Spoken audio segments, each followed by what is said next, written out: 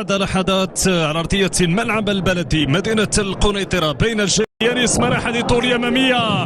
التغطيه والمتابعه الضغط من طرف الفريق الوجدي مع البدايه يبحث عن المباغته. هنا اخراج كره لفائده نصر الجيش الملكي العرضيه، فرصه في الخطوره، جول جول جول جول جول جول جول جول. الهدف الاول لفريق الجيش الملكي بدون رقابه بدون متابعه، تستثمر الفرصه من جانب حمزه إيجامان الذي يفتتح حصه التسجيل لفائده فريق الجيش الملكي. لاحظ من الاجمع عبر الجهه اليسرى، تقدم الجهه اليسرى تلعب البحث عن الراسية ولكن تمر حول استغلال محمد ربيع حريمات. البناءات الهجومية لفريق المولودية هنا بالراس، عدم استثمار هذه الفرصة من جانب هشام مرشاد.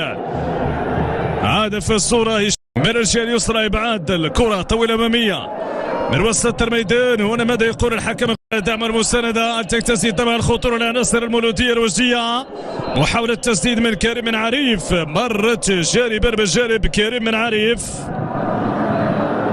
واحد من الاسماء التي حمزه يمرر الكره اماميه، لكن هنا العوده سريعه، هنا الخطا، هنا التسديد، هنا الارتباك، هنا الفرصه من جديد على نصر الجيش الملكي، الارتباك، هنا الفرصه من جديد على نصر الجيش الملكي، وتضيع هذه الفرصه من جديد. لقاس يلعب بمصر عن الجوله الاولى. هنا محاوله خطيره، فرصه سلم، تسديده، جول جول جول جول جول. لعبت بشكل جميل، عرضيه لاحظوا هفوه هنا على مستوى المحور، حسنا فعل هشام مرشاد حينما ترك الكره. العرضيه من الطرف اليمين بتواجد مروان المزاوري.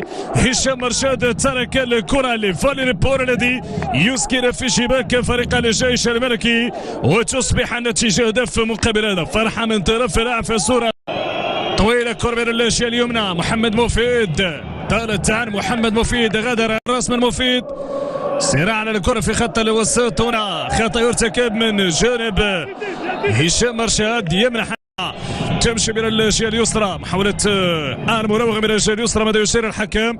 يشير بوجود المخالفه. يسألكم ضرر اللي كان توج من خلال فريق الجيش الملكي.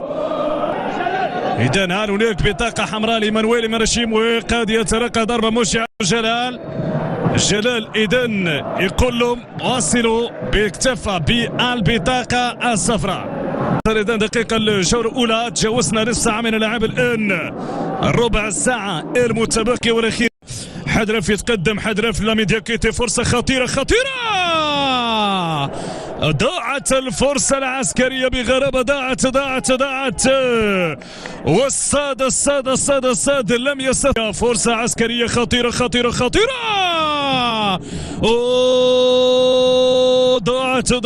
ضاعت بغرابة من شديد. ليفار يضيع فرص، ومصطفى الصاد يضيع أسهل. كريم تمريرة، فرصة، والحارس بعيه في المكان المناسب. التدخل الفتاح، التحضير من الجهه اليسرى، يغطي الدفاع عبر يزانيس مراح. ارتباك بين الفير، تنفذ عبر القائم الثاني بالراس فاليري بول، تغادر ركله مرمى لعناصر فريق الجيش الملكي.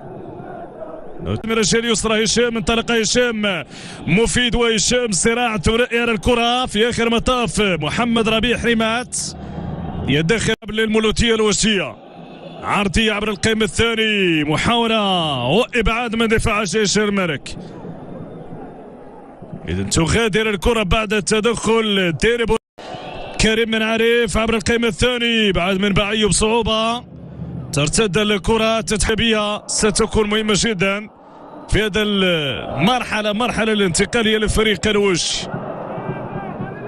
إذا المخالفة تحتسب لفريق الجيش الملكي، تسدد بشكل غير موفق، بشكل غير صحيح. هجمة مرتدة لفريق الجيش الملكي، مانويل ماريشي الزعيم قميص الجيش الملكي قادما من الوداد رياض الفاسي. تنطلق المباراة في شوطها الثاني بطبيعة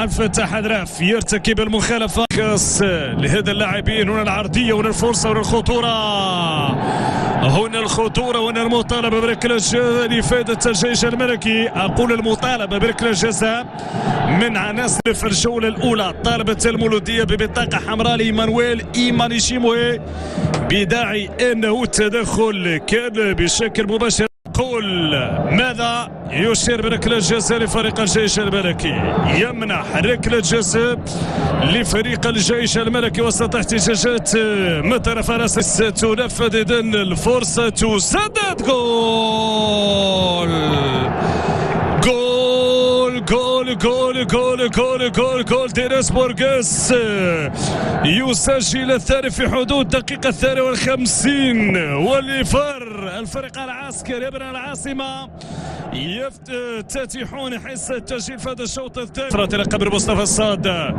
الثالثة تقرب الفريق العسكري من نقاط الثلاثة.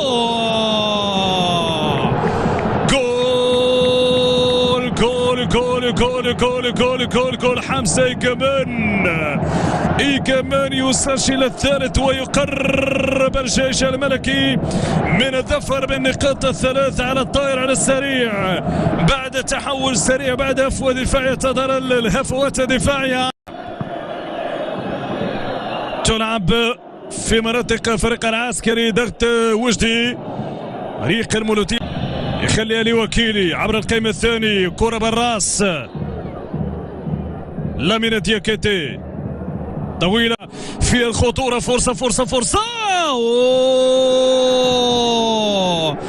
جول جول جول جول جول جول